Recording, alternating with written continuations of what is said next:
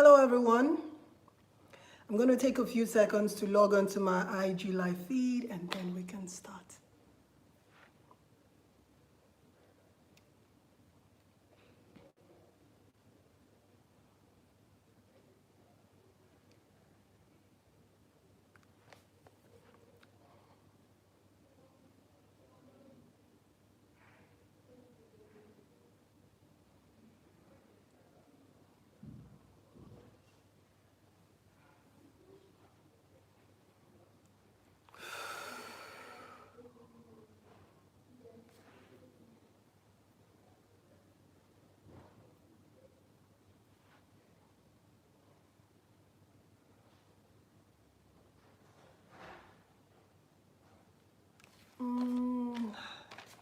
It's taking a few seconds to log in.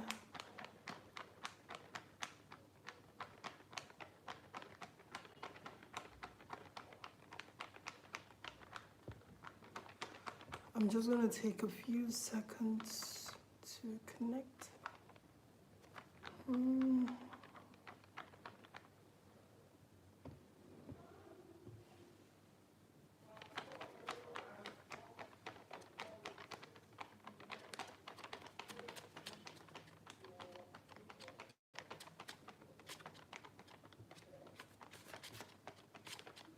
I don't know, I'm just wondering what's going on.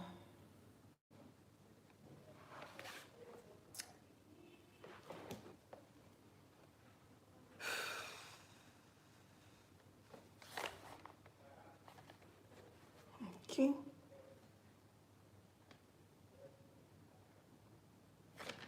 Checking for connection. I'm going to be up now.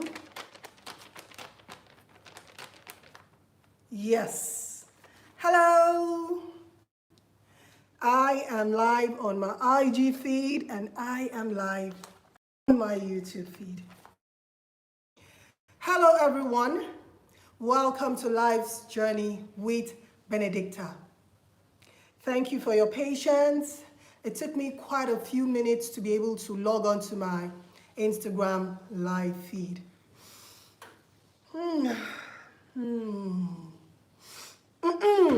Today's topic is going to be interesting. Remember, I said it's going to be interactive. So if you have had an experience or you've had a past experience that you would like to share with us, you are welcome to do so. Remember, the Life's Journey line to call in is 081 159 78904. This is our Life's Journey phone number. You can call in using the WhatsApp voice call and share your experience with us. And if you choose to join me live in our next week edition, you can send me a WhatsApp message on our WhatsApp line, 8904. This is our Life's Journey WhatsApp number. So those of you that are interested in sharing your stories, send us a message. And on today's topic, we are going to be discussing no intimate relations in a union. No physical, intimate relations in a union. It's the same thing if I say no sex in a marriage. But I do not want to be using the S word repeatedly, so I do not get flagged on my YouTube channel. So when I say lack of physical, intimate relations in a marriage, I want us all to understand what I'm talking about. So some of us might have experienced what it feels like to be in a marriage or in a relationship where you have little or no physical, intimate relations. We know how frustrating that can be. I had a terrible experience in my previous relationship or in a previous relationship that I was in. And I can tell you for free, it is nothing. It is nothing. It is not something anyone wants to experience. It is almost like a jail sentence or a death trap. Why am I saying this? If you are in a marriage or you are in a committed relationship where you have both sworn to be faithful to each other, you have no other person but your partner. You have no other person but your spouse to have physical, intimate relations with. Imagine your spouse turning you down or your spouse not being considerate of your physical needs as a person. Now, I want us to understand that there is a difference with very little physical, intimate relations in a marriage, and there is non-existent physical relations in a marriage. The difference is clear. It is one thing for you to say, I am having very little S in my marriage. It's another thing for you to say, we do not have it at all.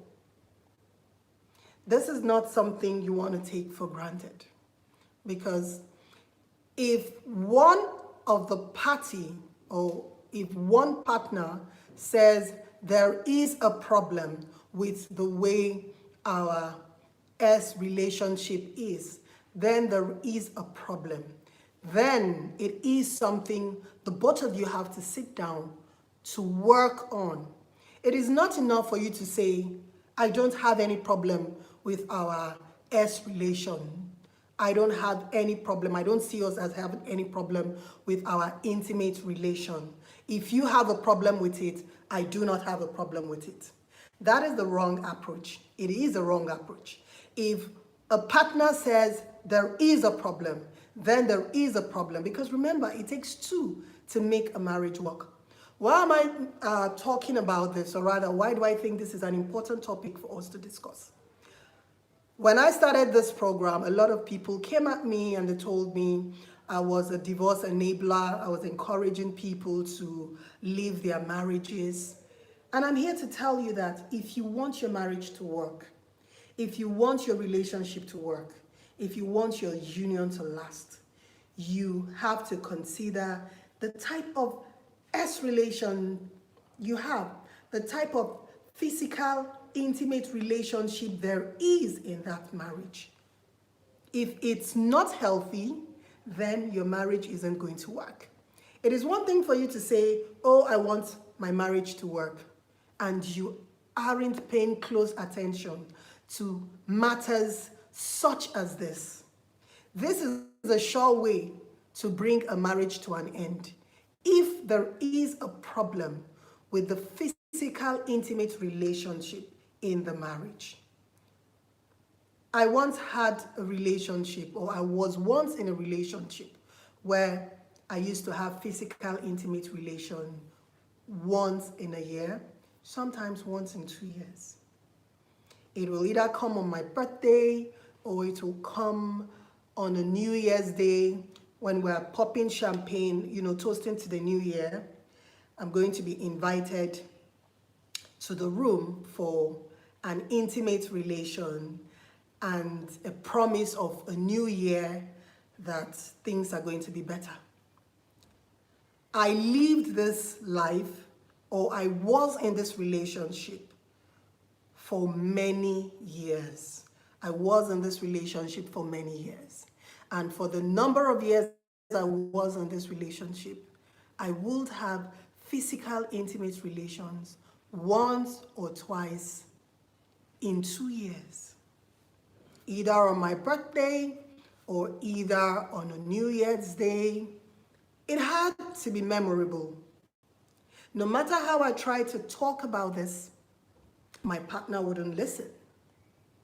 He felt there was nothing wrong with our relationship.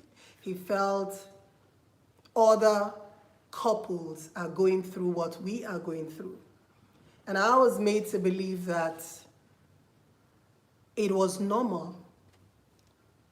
And the loneliness, the pain and the shame I'm talking about is your inability to speak out. You will be too ashamed of the situation that you are in that you wouldn't be able to speak to someone.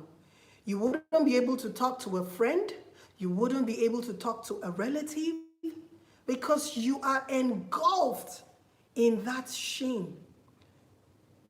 You wouldn't know if they will look at you and blame you for having little relationship, or they will go behind you and taunt you in other directions.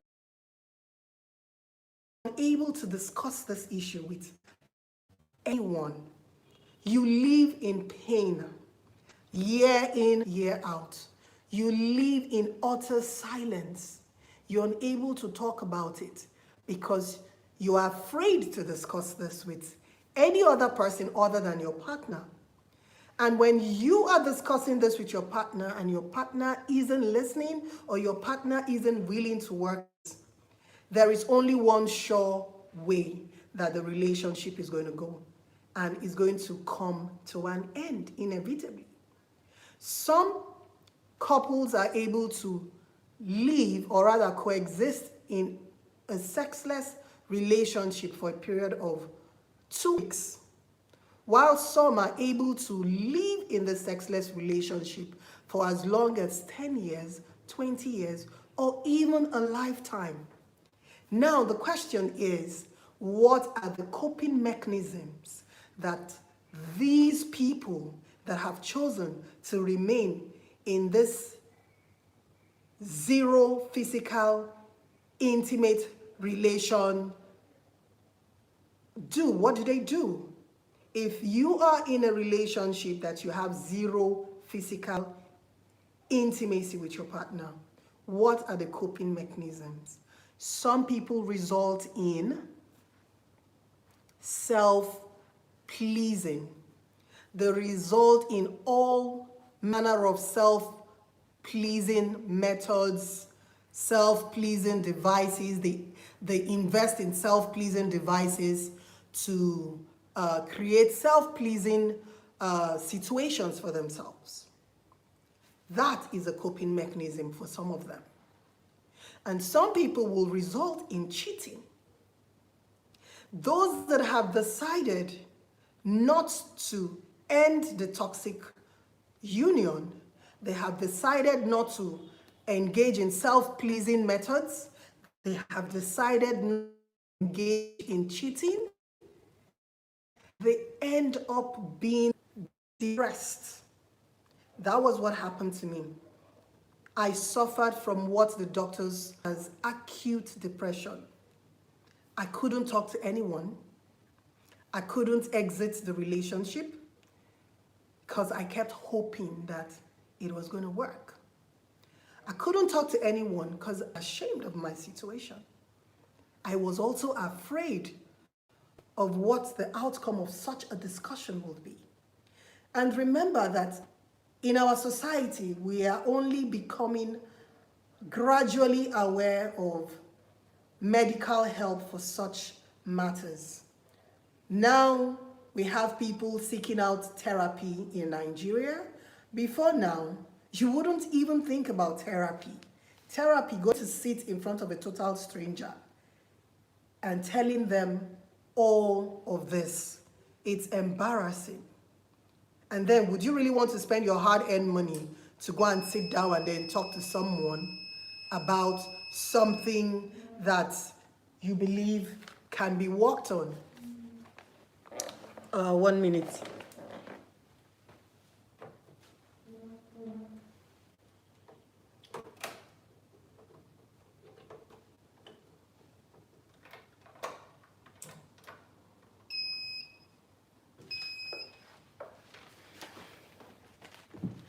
Sorry about that. The UPS went off. So is it something really that you would want to sit down with a therapist to discuss? It is, or it can be daunting for you to want to sit in front of a therapist to discuss these things. But I'm going to tell you today that there is nothing wrong with seeking medical help. If you found yourself in a situation like this and you want to wait it out, or you believe you can wait it out while you're giving your partner an opportunity to meet you halfway, the opportunity of working on your your physical intimate relations, you need to take care of your mental health. There is nothing wrong with seeing a therapist. I learned the hard way. I didn't seek therapy. I wasn't able to discuss it with anyone until I started suffering from acute depression. And I was prescribed medication. And at that point, when I was prescribed with medication for acute depression, I knew I had to treat the root cause of my problem. I could no longer go on having physical intimate relations once in a year or once in 2 years. It was driving me crazy. It was messing up with everything that I was. I felt so unloved. I felt used. I felt lied to. I felt cheated upon. I wasn't okay anymore. And I wasn't just going to take paracetamol for a malaria situation. I was going to treat the root cause of the problem. Then I had realized that my partner had no intentions of changing or listening to me or trying to get physically intimate with me more than once or twice a year. So I knew the only way out was for me to put an end to that relationship. So you might look at it as, oh, it's a trivial topic. It isn't a trivial topic, especially if you are in a monogamous relationship. Your partner owes it to you to satisfy you sexually, just like you owe it to your partner to satisfy him or her sexually, because you or the both of you have decided to be in a monogamous relationship. So you are indebted to each other to satisfy each other. And there is this thing I always tell people, that sometimes your partner might not know what you are going through. If you're unable to find the patience and the time to discover common grounds where you can actually sit and discuss this. You have to be able to sit down and discuss this. You can't just wake up and say, oh, I'm not being sexually satisfied by my partner. I'm putting an end to this union. I'm putting an end to this relationship. I'm putting an end to this marriage. No. You have to find the patience to discuss these matters. You have to be able to maybe visit a therapist together. You have to be able to put in effort. Because like I said, in a monogamous relationship, there isn't any excuse. You are both indebted to each other to satisfy each other. So if one party says there is a problem in our sexual relationship, then there is a problem and it must be looked into. It isn't enough for you to say, I have no problem with it. I'm good. If you're good and your partner isn't good, then there is a problem. And it ought to be fixed. If it isn't fixed, then your relationship is going only one way. It's going downhill. That's the only way that it's going. It might take 2 weeks for it to get there. It might take 2 months. It might take 2 years. It might take 20 years. But trust me, that relationship is definitely going to come to an end. If it doesn't come to an end, he or she is going to discover coping mechanisms that is still going to be detrimental to that relationship. I've discussed coping mechanisms. There are so many. Cheat on your partner, engage in self-pleasing toys that can take your mind away from there. Either which way, it is eroding into the intimacy that couples should have. Another thing I tell people is it is normal for there to be a sexual decline after many years of being together. Having an S decline is different from not having S relationship at all. There's a difference between very little and non-existent. We have to be able to differentiate between the two situations. Very little S relations and non-existent S relations in a marriage, in a union.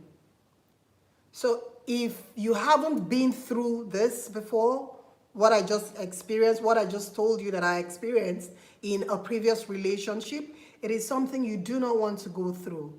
And if you have been depriving your partner of a fulfilling sexual relationship, please, I beg of you to desist from doing that, especially if you know that both of you have sworn to be in a monogamous relationship. You are indebted to each other. It is no longer, I feel like, I want to, I'll try. No, you must try. You are indebted to him, she's indebted to you. So that is how it works. Please, and this is a very, very, very, very important topic. It is not one that we have to shy away from. If we shy away from it, I mean, what happened to me might happen to you. I have seen people that went on to take those antidepressant meds that I was prescribed with, and they never got off those medication. What happens is they keep giving you a higher dose or a higher dosage from time to time, depending on how severe your depression gets. And remember, the thing with mental health issues is your depression level might increase over the years or might decrease. But in most cases, if the root cause isn't managed, your mental health issue is only going to degenerate over the years. And as a result of that, I said to myself that I am not going to go on a decline beyond this point. Beyond this point, when I got to be prescribed, I got antidepressant prescription, I told myself I wasn't going to allow myself to go on an onward decline. I'm going to put an end to this and start healing myself from the root. I wasn't going to heal myself superficially by placing myself on antidepressant meds when I knew the root cause of my problem. You see, sometimes people are depressed and they do not know the root cause of their problem. They don't know what it is. They just know that they are suffering from general depression, general unwellness of the mind. It is a different case. But when you know the root cause of your problem, I will advise you to treat the root cause rather than treating it superficially. But remember, some people have very, very, very low libido. It has nothing to do with the fact that they derive pleasure in punishing you as a partner.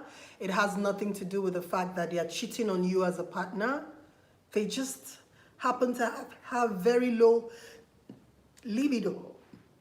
That is why I said, as a couple, you have to build that patience, to find that common ground where the both of you can discuss these problems. And through discussion, you can begin to get solutions. Because trust me, solutions will come. Fanta_Roland sent a request to be in your live video. Fanta__ Binta, hello, how are you doing? Vidalma said, oh my God, why do good people fall into all this S? It happens. At some point, you're definitely going to get depressed and fed up. Exactly, you're definitely going to get depressed and fed up. Me, I can't come and kill myself. Oh, toxic relationship. So some people might just play with themselves while the partner addresses the underlying issue. Here, people will tell you that their husband is a 1-minute man and keep it moving. Well, you see, the thing is, like I keep saying, Yes, fine, babe, you're right. Divorce is the only coping mechanism possible. Yes, I agree with that, but that is after you have tried everything possible to make it work.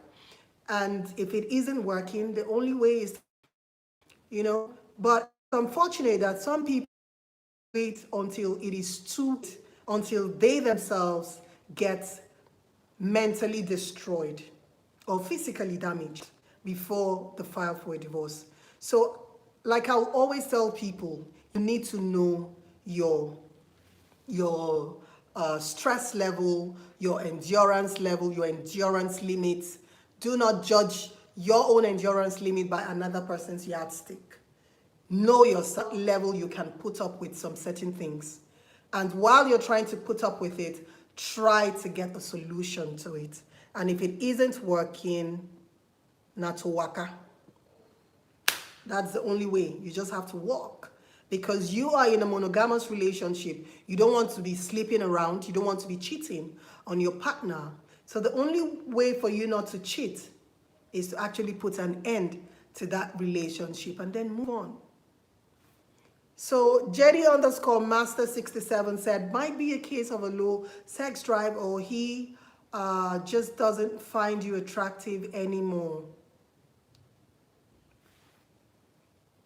Yes, and if he doesn't find you attractive anymore, then he should let you go, or she should let you go. It isn't worth it engaging someone in a monogamous relationship while you are cheating or flirting, either physically, emotionally, or mentally with other parties. It isn't worth it. It is touchsome, and it's unfair to the partner that you no longer find attractive. Let them go. Let them go, and move on with their lives. So,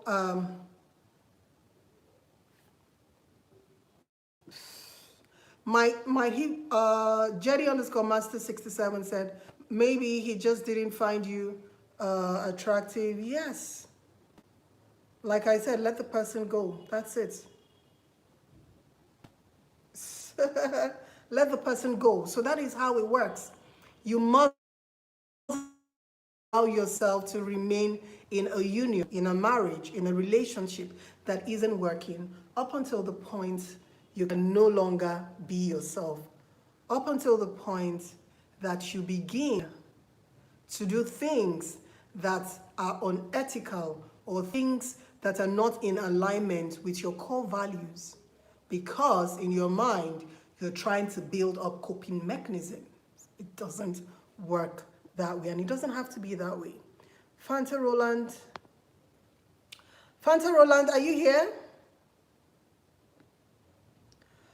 Fanta Roland, if you're here, just wave your hands.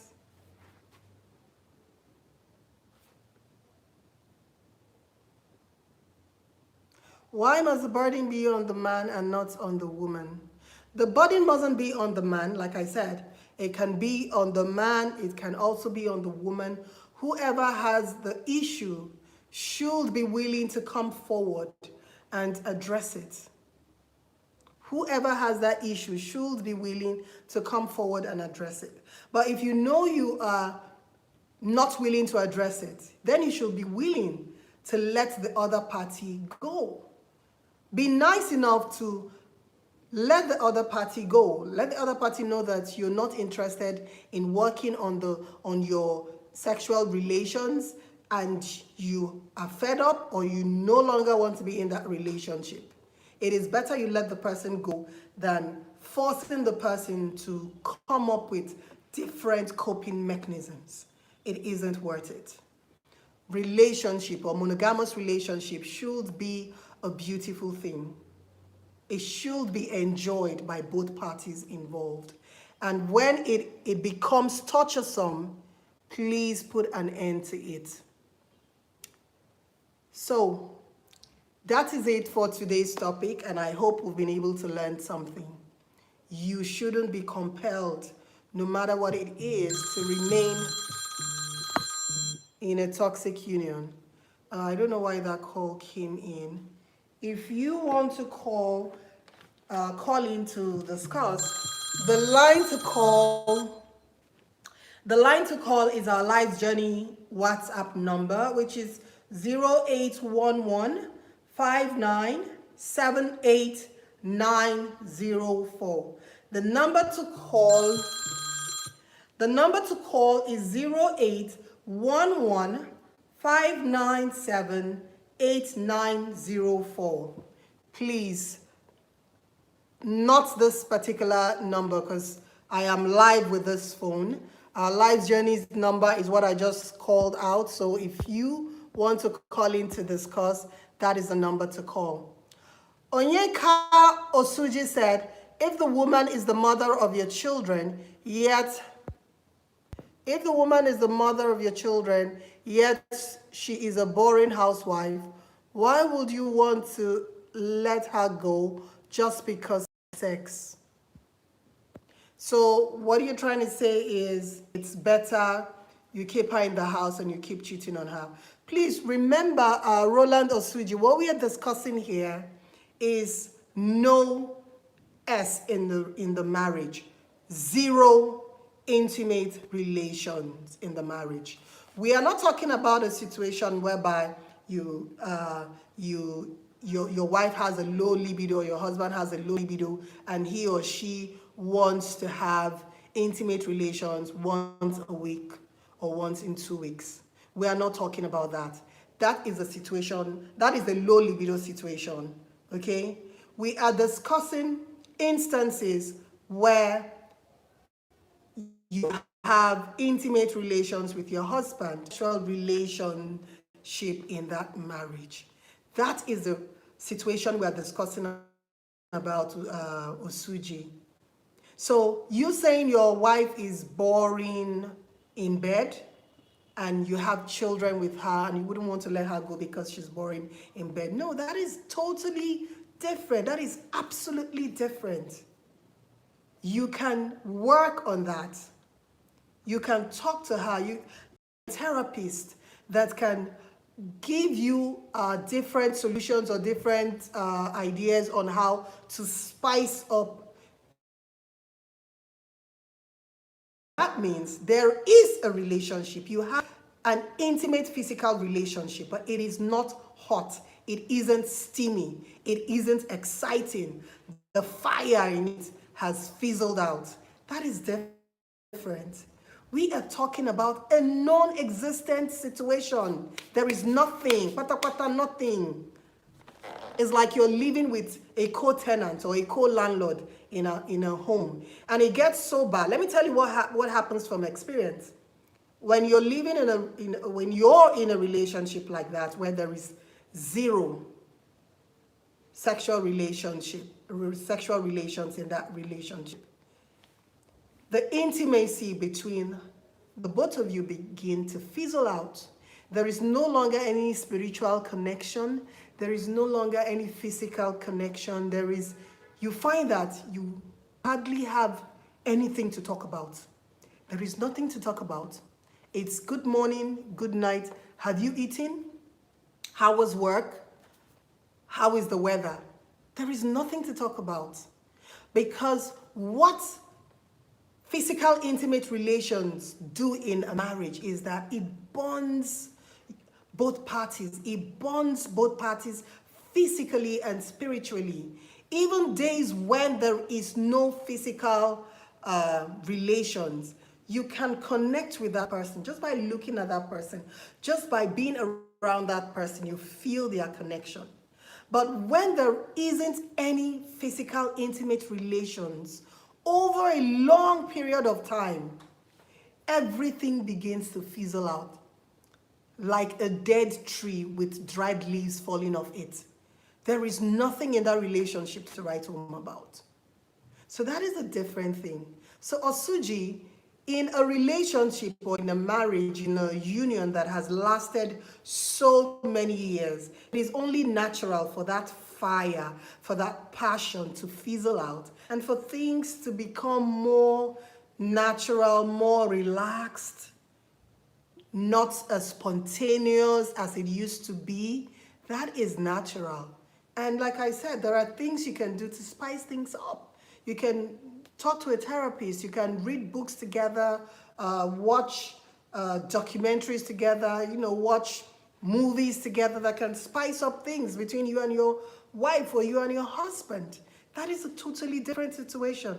And that's not what we're talking about here. What we're talking about here is zero. Nothing. There is no nothing. Both of you are like tenants, That is what we're discussing here. It's a very, very unhealthy place to be in. As a man, as a woman, it is an unhealthy place to be in. And please, if you're currently in a situation like this, you need help. You need help like yesterday. You need to get help. If you can't get anyone in your close circle to discuss these things with, I would advise you to seek professional help. Go see a therapist. Go see a therapist. Talk to a medical professional that specializes on matters like this before you get on a downward spiral that will lead you into depression that you cannot come out of, or that you might end up being on prescription for the rest of your life. Please, I was once there. It is not something I wish for anyone. It's not an experience I wish for anyone to have. Onyeka said, before the couple arrives to a point of no sexual intimacy, what effort has the wife to make her husband feel the fire again? Sometimes ego plays a part because the wife waits for the man. You see, Onyeka Osuji, in a loving relationship, I'll say this, in a loving relationship, there shouldn't be ego. There shouldn't be ego. The wife shouldn't feel proud in the presence of her husband, or the husband feeling proud. Like I said, it is a monogamous relationship. If you have this at the back of your mind, that you both own each other, because you have both vowed to be dedicated to each other, to be faithful to each other. So he is indebted to you, the wife, and you, the woman, you are indebted to him to satisfy his sexual urges, her sexual urges. You are indebted to each other. So there shouldn't be anything like pride. If the woman isn't coming to meet you to ask for it, you, the man, should go and meet her to ask for it. Do you understand? The problem is when you go to ask for it and you are being rejected. That is where the problem is. In my own case, I would ask for repeatedly and I would be rejected. The door would actually be locked and I'll be told that I was being a nuisance and I had to go to sleep because they had very early morning meetings. Oh, I want to go to bed. I have very early morning meetings. Can we make this on a Saturday? Please, I promise you Saturday. And then on Saturday, oh, I don't feel too well. Can we make it next week? And then next week, oh, I have to travel. Oh, I promise you when I come back, please. So in my own situation, I always requested and I was always denied. I always requested and I was always denied. I was given all kinds of excuses why it couldn't just happen. So if you happen to be in a relationship like this, where you always have to ask and you'll always be denied, and then you're going to be pitied once in a year or once in 2 years, when it's your birthday, when it's a New Year toast, or it's a Valentine's Day celebration, then they're going to remember that, it's been 1 year, it's been 2 years, I haven't had sexual relationship with my partner. You know what? Let me pity her today, or let me pity him today. That is not a relationship. Then you are being used. Your partner is intentionally depriving you of physical sexual intimacy. It is one thing for him or her to be willing to work on it, or him or her putting in that effort, but it's just not working. But it's another thing for him or her to intentionally turn you down repeatedly for one reason or the other.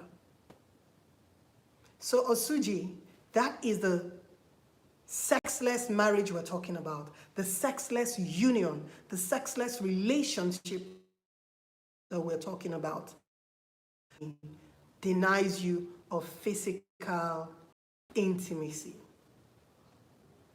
After several years of you trying to make it work, you're definitely going to call it quits if it's not working, and you'll hit the door on your way out. So please, if you are the coping mechanism that you seek to use in order to survive this ordeal, you're definitely going to get tired someday, and you'll want to be real with yourself once again. So why subject yourself to such humiliating experience or humiliating experiences because you want to leave a facade, you want to leave a make-believe, oh, my union is working. Being with this, you know, you have devised series of coping mechanisms in order for you to survive that toxic union. Come out of it. Come out of it and live a healthy life. You owe it.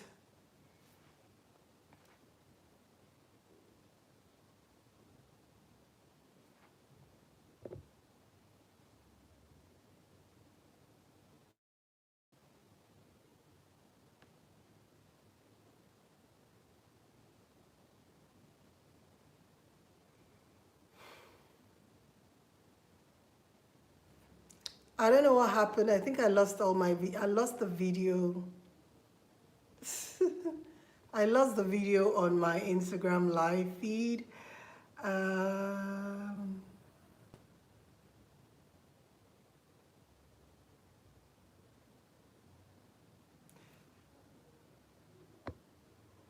don't know what happened. I got frozen on my Instagram live. So I'm just going to try to reconnect. I'm going to try to reconnect, and then I can't believe I lost this. So I'm back up on my IG live feed.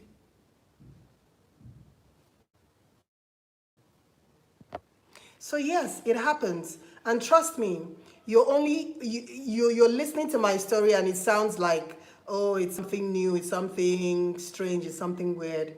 It isn't. After I was able to put an end to that previous relationship that was definitely going to be the end of me, and I could now talk about it with people, I started discovering that there's so many people that have also gone through what I had gone through, and there are people that are still going through what I am going through.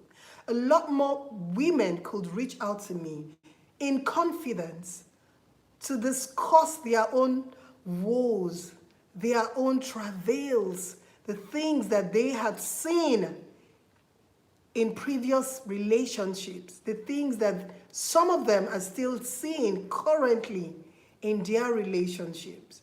But because they do not know who to talk to, just like I didn't know who to talk to when I was in this relationship, I was overcome with shame.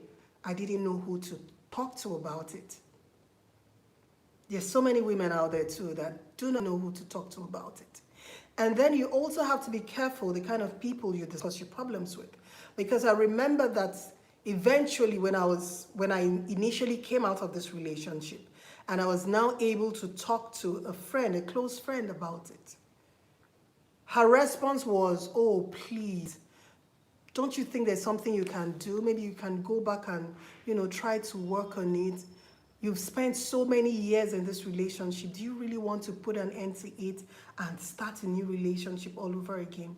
And then I just realized that I thank God that I didn't even talk to her before exiting that relationship.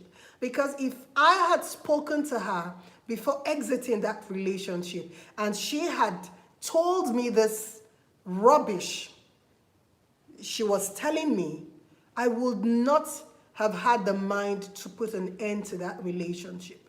So sometimes you cannot just discuss your problems with people that are too chicken-hearted to give you valid advice or to give you candid opinion about the situation they know that you are in.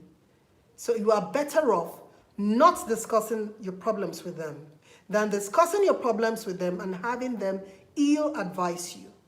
So I was just thankful and I was like, wow. So if I had actually come to you to discuss this problem before putting an end to that relationship, this is the kind of advice you would have given me. Initially, I was upset with her, but then later on, when I thought about it, I realized that she was only giving that advice from her own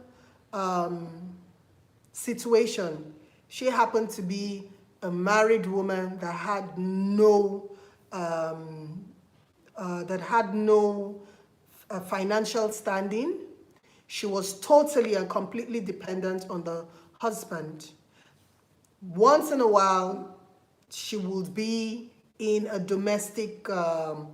violent domestic situation where the husband would hit her and she'll go to the hospital for treatment and then go back to that same marriage. So I discovered that people like that are themselves in an abusive relationship, they can never give you valid advice. So please, if you're seeking advice from people, if you find yourself in a toxic relationship or in a terrible situation, try not to get advice from people that they themselves are in a toxic relationship. They wouldn't be able to give you candid advice or the advice that would bring you out from your situation. So that was my own experience. So please, be guided. And I pray for every man, woman out there that you are going to find a man, a woman that would complement you, a spouse that would complement you and bring out the best in you. So thank you all for joining. We lost the first 33 minutes of this show on Instagram, but I'm going to be uploading the entire youtube.com/Tastebudzng and catch up on the entire show for today. Thank you for joining in, and it is Life's Journey with Benedicta every Saturday. See you same time. Stay safe and enjoy a loving relationship with whomever you have decided to be in a monogamous relationship with. Bye-bye.